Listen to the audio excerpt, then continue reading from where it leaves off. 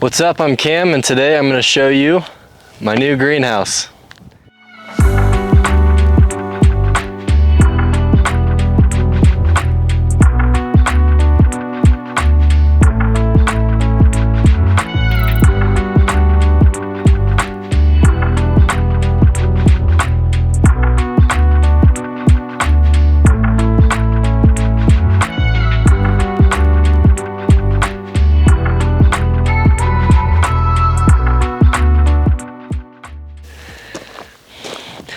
All right, my friends, so this greenhouse is actually about 95% done or so. There's a couple little small things that I need to do. I was gonna just mention today, go through some of those things that I'm planning on doing, but the main purpose of this video is just to talk a little bit about the construction, how I built it and why I built it the way that I did.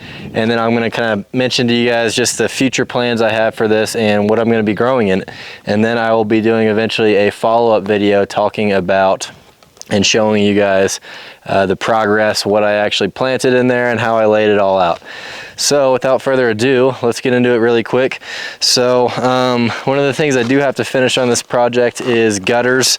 So I am going to be running some gutters along this roof line here. This roof slants down towards you, so I'm going to be running gutters, and then I'm going to drop them into these couple rain barrels. And the reason I want to do that is, of course, obviously harvesting rainwater is awesome, but I also want to have a water source here where I can just pull my little pail and dip it in there really quick, and then I can just water my plants from here super easy. And you know, I'm probably gonna have to transport water a little bit from the other locations, especially in the summertime when it gets really dry out here.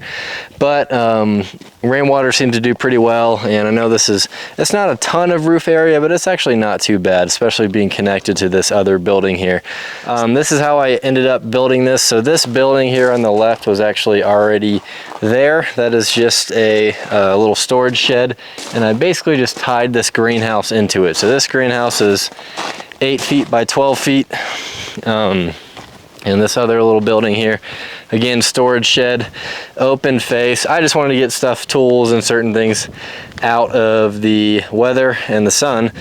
It is in desperate need of organization, so we're not going to spend too much time looking at that. But basically how I decided to build this building was to tie into that. So I basically dropped a couple posts on the corners. So these are just 4x4 posts, and then I basically just decided to use a 2x8, I believe, as a beam, which I just tied into the existing building with joist hanger, and then the rest was pretty simple. So we just decided to, you know, I couldn't decide if I wanted to do basically, you know, studs like a normal wall, but we ended up deciding to run the 2x horizontal. Blocked in our windows there, and then we've got our rafters that we just ended up doing on top of the two beams.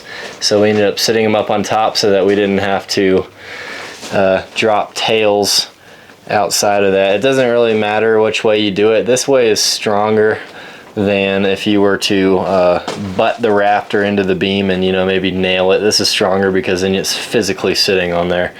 So it's definitely a better method of construction. As far as the front goes, we just framed that wall up with the door and ended up tying that wall into the rafter coming in across there.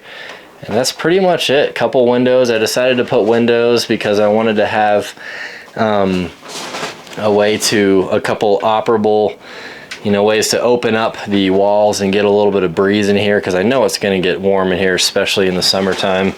I am out here in some desert country here in southwest Colorado, so it gets wicked hot out here in the summertime. So I wanted to be able to get some breeze in here and some ventilation. Once again, there's a couple little things that I do have to finish. So I've got these closure strips. I've got to put those guys in there, and those just kind of keep the bugs out. Those are what the roofing material actually contacts where the wood is, to kind of keep bugs and critters and stuff like that out. So I do need to finish that.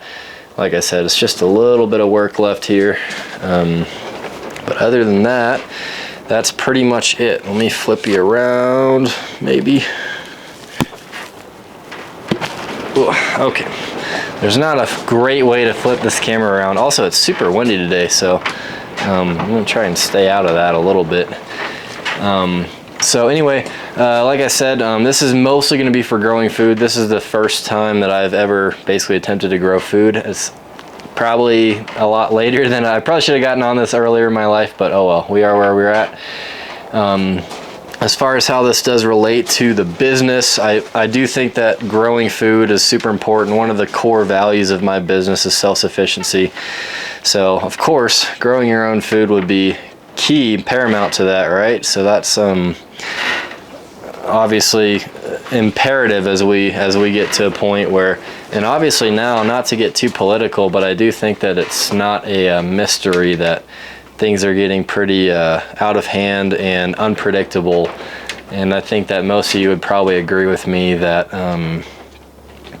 you know, it's not a sure thing that the grocery store shelves are always going to be stocked, right? So I am really glad that I got this done, and then I'm going to be able to start harvesting my own food here. As far as that goes, let's see if we can keep you like this and take a peek. So I got all these today and yesterday. Lots of yummy veggies. So I've got some lettuce, some onions, Brussels sprouts, some tomatoes, jalapeno peppers, bell peppers, and we got a few herbs as well. That's just what I got for now. I am going to be getting some more stuff. I'm going to get some green beans and some other things, but at least for now it's going to get me started, and that's my plan for today. Hopefully, is I can get all this stuff planted.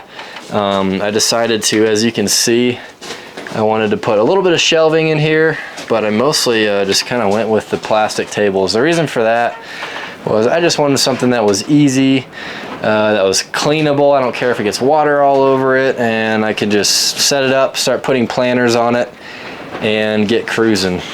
I've got another little shelving unit here. That is just for tools and fertilizer and kind of junk like that. And then here on the other end, I decided maybe this is a good idea, maybe it's not.